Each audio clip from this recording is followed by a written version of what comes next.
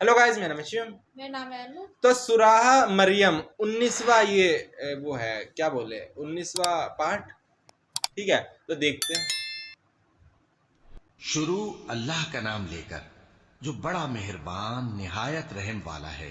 काफ हा या आइन सौद, ये तुम्हारे परवरदिगार की मेहरबानी का बयान है जो उसने अपने बंदे जकरिया पर की थी, जब उन्होंने अपने परवरदिगार को दबी आवाज से पुकारा और कहा कि ऐ मेरे परवरदिगार, मेरी हड्डियां बुढ़ापे के सबब कमजोर हो गई हैं और सर सफेद बालों की वजह से चमकने लगा है।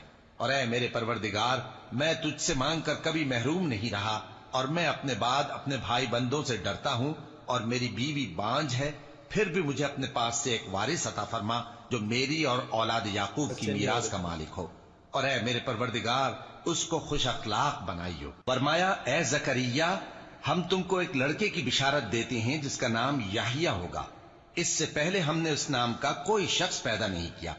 उन्होंने कहा कि परवरदिगार, मेरे यहां किस तरह लड़का होगा जबकि मेरी बीवी बांझ है और मैं बुढ़ापे की इस हालत को पहुंच गया कि सूख गया हूं। हुक्म हुआ कि इसी तरह होगा।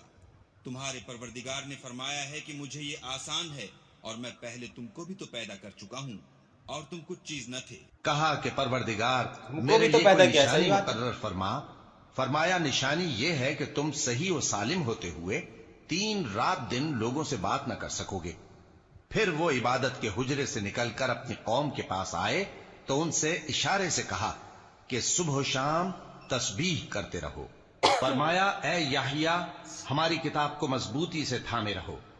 और हमने उनको लड़कपन ही में दानाई अता फरमाई थी और अपने पास से शफकत और पाकीज़गी दी थी, और वो परहेजगार थे और वो अपने माँ बाप के साथ नेकी करने वाले थे और सरकश और नाफरमान नहीं थे। और जिस दिन वो पैदा हुए और जिस दिन वफात पाएंगे और जिस दिन जिंदा करके उठाए जाएंगे, उन पर सलाम है। और किताब यानी कुरान में मरियम का भी तस्करा करो, जब वो अपने लोगों से अलग होकर मकान के मशरिकी हिस्से में चली गईं, फिर उन्होंने उनकी तरफ से पर्दा कर लिया तो हमने उनकी तरफ अपना फरिश्ता भेजा, सो वो उनके सामने एक खूबसूरत मर्द की सूरत में आया।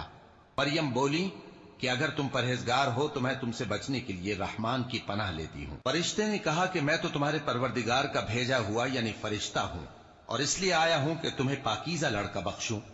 मरियम ने कहा कि मेरे यहां लड़का क्यों कर होगा जबकि मुझे किसी मर्द ने बतौर शौहर छुआ तक नहीं और मैं बदकार भी नहीं हूं। फरिश्ते ने कहा कि यूं ही होगा। तुम्हारे परवरदिगार ने फरमाया कि ये मुझे आसान है और मैं इसे इसी तरीक पर पैदा करूंगा ताकि इसको हम लोगों के लिए अपनी तरफ से निशानी और जरिया रहमत बनाएं।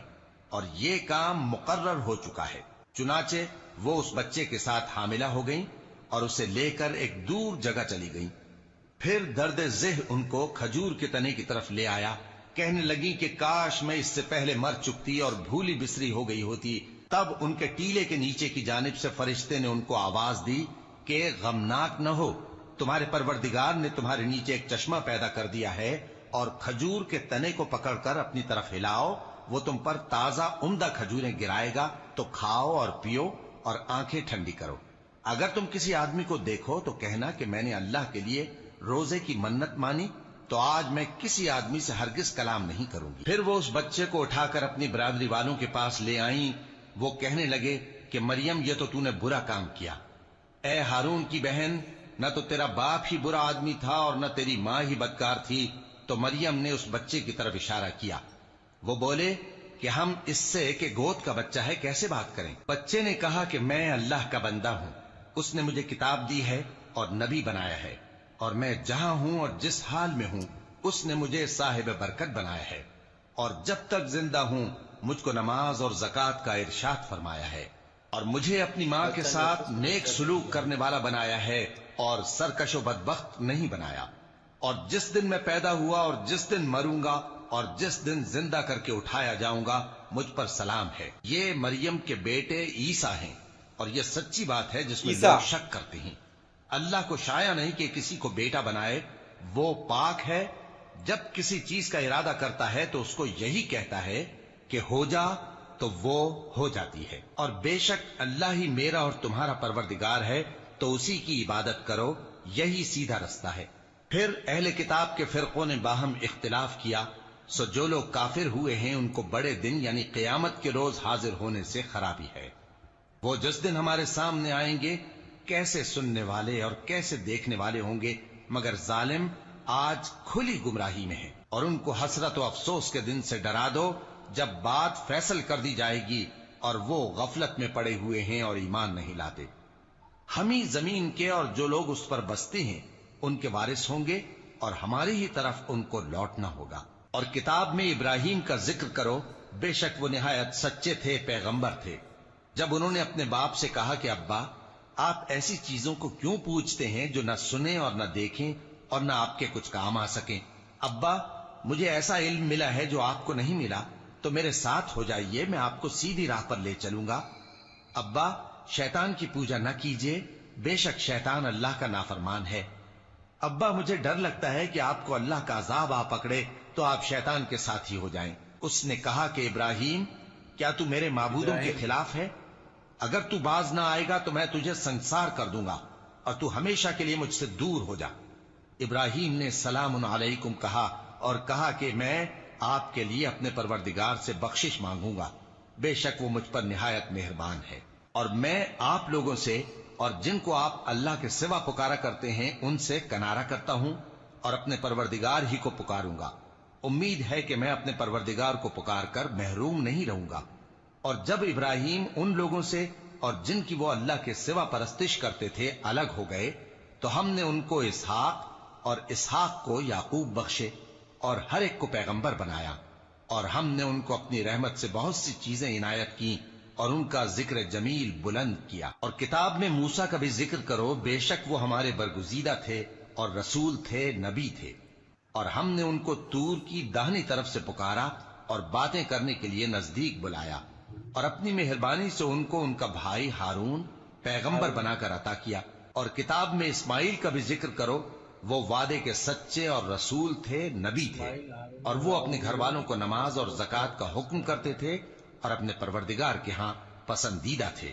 اور کتاب میں ادریس کا بھی ذکر کرو، وہ بھی نہایت سچے تھے، نبی تھے، اور ہم نے ان کو اونچی جگہ اٹھا لیا تھا. یہ وہ لوگ ہیں جن پر اللہ نے اپنے پیغمبروں میں سے فضل کیا، یعنی اولاد آدم میں سے اور ان لوگوں میں سے جن کو ہم نے نوح کے ساتھ کشتی میں سوار کیا، اور ابراہیم اور یعقوب کی اولاد میں سے اور ان لوگوں میں سے جن کو ہم نے ہدایت دی اور جنہیں برگزیدہ کیا.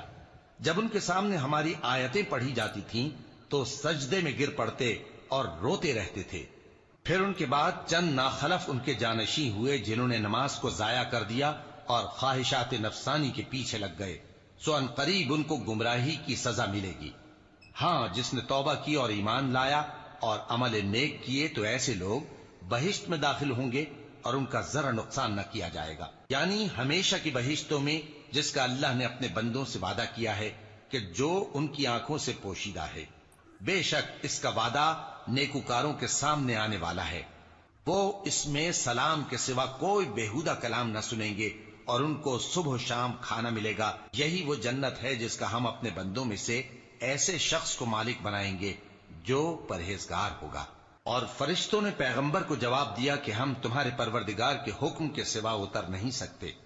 جو کچھ ہمارے آگے ہے اور جو پیچھے ہے اور جو اس کے درمیان ہے سب اسی کا ہے، اور تمہارا پروردگار بھولنے والا نہیں.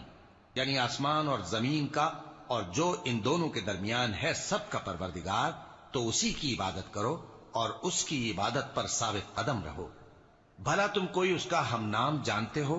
اور کافر انسان کہتا ہے کہ جب میں مر جاؤں گا تو کیا زندہ کر کے نکالا جاؤں گا؟ کیا ایسا انسان یاد نہیں کرتا کہ ہم نے اس کو پہلے بھی تو پیدا کیا تھا جبکہ وہ کچھ بھی چیز نہ تھا؟ سو تمہارے پروردگار کی قسم ہم ان کو جمع کریں گے اور شیطانوں کو بھی، پھر ان سب کو جہنم کے گرد حاضر کریں گے اور وہ گھٹنوں پر گرے ہوئے ہوں گے. پھر ہر گروہ میں سے ہم ایسے لوگوں کو کھینچ نکالیں گے جو رحمان کے مقابلے میں سخت سرکشی کرتے تھے. پھر ہم ان لوگوں سے خوب واقف ہیں جو اس میں داخل ہونے کے زیادہ لائق ہیں. اور تم میں سے کوئی شخص نہیں مگر اسے اس پر گزرنا ہوگا، یہ تمہارے پروردگار پر لازم ہے، مقرر ہے.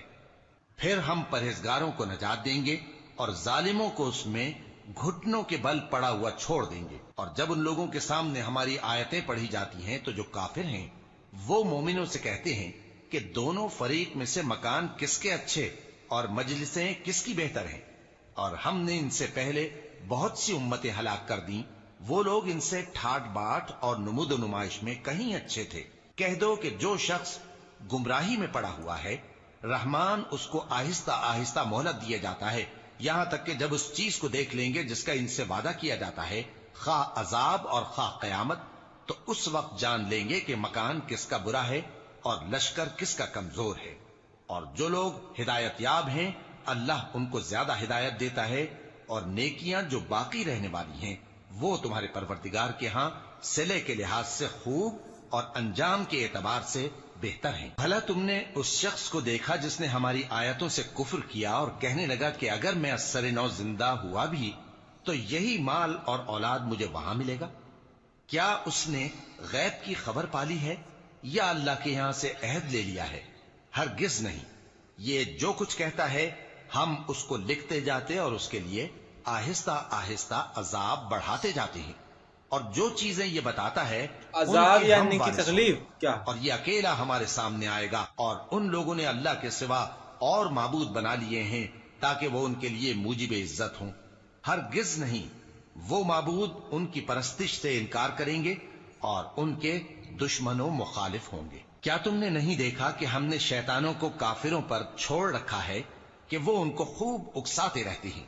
تو تم ان پر عذاب کے لیے جلدی نہ کرو کہ ہم تو ان کے لیے دن شمار کر رہے ہیں۔ جس روز ہم پرہیزگاروں کو رحمان کے سامنے بطور مہمان جمع کریں گے اور گنہگاروں کو دوزخ کی طرف پیاسے ہانک لے جائیں گے، تو لوگ کسی کی سفارش کا اختیار نہ رکھیں گے مگر جس نے رحمان سے اقرار لے لیا ہو، اور کہتے ہیں کہ رحمان بیٹا رکھتا ہے۔ ایسا کہنے والوں، یہ تو تم بری بات زبان پر لاتے ہو۔ قریب ہے کہ اس جھوٹ سے آسمان پھٹ پڑے اور زمین شق ہو جائے اور پہاڑ پارا پارا ہو کر گر پڑے کہ انہوں نے رحمان کے لیے بیٹا تجویز کیا، اور رحمان کو شایع نہیں کہ کسی کو بیٹا بنائے۔ ہر شخص جو آسمانوں اور زمین میں ہے رحمان کے روبرو بطور بندہ ہی آئے گا۔ اس نے ان سب کو اپنے علم سے گھیر رکھا اور ایک ایک کو شمار کر رکھا ہے، اور یہ سب قیامت کے دن اس کے سامنے اکیلے اکیلے حاضر ہوں گے۔ اور جو لوگ ایمان لائے اور عمل نیک کیے، رحمان ان کی محبت مخلوقات کے دل میں پیدا کر دے گا۔ اے پیغمبر صلی اللہ علیہ وآلہ وسلم، ہم نے یہ قرآن تمہاری زبان میں آسان بنا کر نازل کیا ہے تاکہ تم اس سے پرہیزگاروں کو خوشخبری پہنچا دو اور جھگڑالوؤں کو ڈر سنا دو، اور ہم نے ان سے پہلے بہت سے گروہوں کو ہلاک کر دیا ہے۔ بھلا تم ان میں سے کسی کو دیکھتے ہو یا کہیں ان کی بھنک سنتے ہو؟ شروع اللہ کا نام لے کر جو بڑا مہربان نہایت۔ تو یہ وہی ابھی تو مطلب 19واں ہے، ابھی ہم پورا اور دیکھیں گے نا تب پورا سمجھ میں آ پائے گا، ٹھیک ہے؟ یہ بس یہی ہے کہ جیسے سورہ، مطلب میرے کو لگتا ہے سورہ کا وہی ہے کہ سورہ نور ہو گیا یا سورہ مریم ہو گیا یا سورہ واقعہ ہوگا، سب کا یہی ہے کہ جو بھی ہے اللہ کا شکر ادا کرو ہیں اور قیامت سے ڈرو، قیامت سے ڈرو، ٹھیک ہے؟ سب کا یہی مطلب ہے، ٹھیک ہے؟ سورہ مطلب نور تھوڑا اور ویسا ہے، وہ تو ان کے اوپر ہے، ٹھیک ہے؟ تو آپ اور ہم کو تھوڑا ڈیٹیل میں سمجھانا، ٹھیک ہے؟ بالکل بس، اور لائک کرنا، سبسکرائب کرنا، ٹھیک ہے؟